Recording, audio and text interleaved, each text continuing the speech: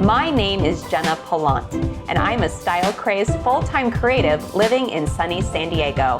In 2016, my husband and I purchased our forever home, and now, in between balancing my upholstery business, our 4 dogs, and just life in general, I'm going to renovate our home room by room, project by project myself, with some fun help from a few of my friends along the way. And I'm going to share it all with you right here on YouTube. So, are you ready to see a room bloom? Welcome back to a brand new episode of Room Bloom, color lovers. I've been very busy this summer in the Homebird Upholstery Studio. But now that I'm done sewing all of those outdoor cushions for my design clients, I figured it was time to get back to home renovating. So far on Room Bloom, you have personally watched 2 spaces. The family room and our master bedroom go from blah to ta-da, which has been such a fun, wild ride. But we're just getting warmed up, y'all. We still have quite a bit of square footage in our house left to renovate. And this next Room Bloom room, well, I'm a little embarrassed. Not because it's 50 Shades of Tan or anything. Nope. This room was actually the first room I started renovating when we moved in back in 2016. And the reason I'm embarrassed by it is, okay, I'm just gonna say it. I wasted money. I wasted $1,100 paying a professional painter to do what can only be described as a poorly executed painting job. I'm not gonna name names, my mama raised me better than that, but I am gonna show you how, on Room Bloom, to repair a bad paint job.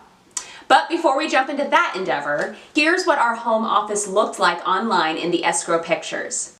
Who knew you could squeeze so much brown into one space? And then when we moved in, well, they must have had great lighting in those escrow pics because dang, it was dark and felt very debilitating creatively in there. So I just knew I would have to remedy that some way, somehow, especially if this was going to be one of my creative spaces. So I did what any naive new homeowner does. I started calling around to get painting quotes and ended up going with the guy that took this built-in from brown town to this groovy yellow. And at first, I was elated by its transformation. But then one day, while working in my new, somewhat improved office, I noticed something.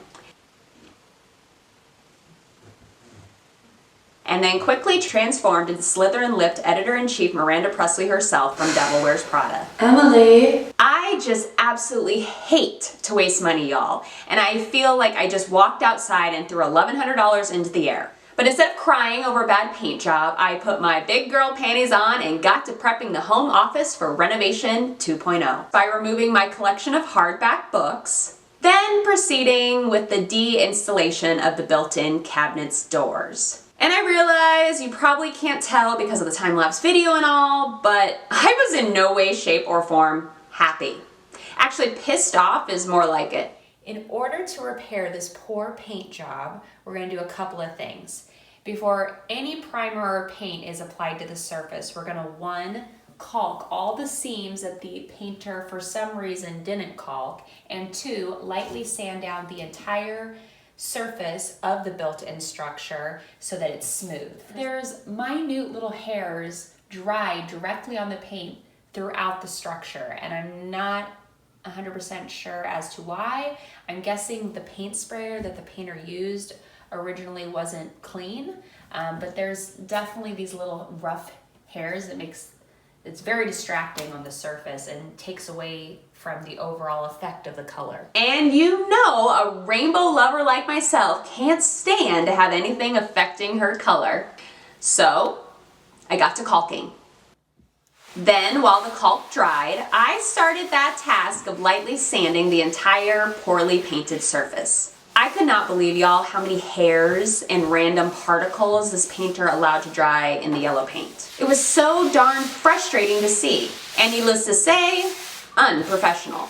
Once done lightly sanding, I vacuumed all of its surfaces and then wiped it down with a damp towel, which helps eliminate any dust that could possibly get into the primer or paint. For the primer, I love to use this oil-based product by Zinsser called Cover Stain Primer. I have used this particular product for all of my wood painting projects. I just love the end product it helps to create. After the primer has dried a minimum of 48 hours, it was time to start adding back that groovy yellow color. And I don't know if y'all can tell or not, but can you see in this video how much smoother this yellow paint looks on the surface than it originally did on the first paint job? It's just disgraceful how bad a job the professional painter did. But you live and you hopefully learn. I know I sure did when it comes to good and bad paint jobs. Tune back in next episode to see how I'm implementing some Andy Warhol radness into this home office space. It's going to give a whole new meaning to the words room bloom. Just you wait.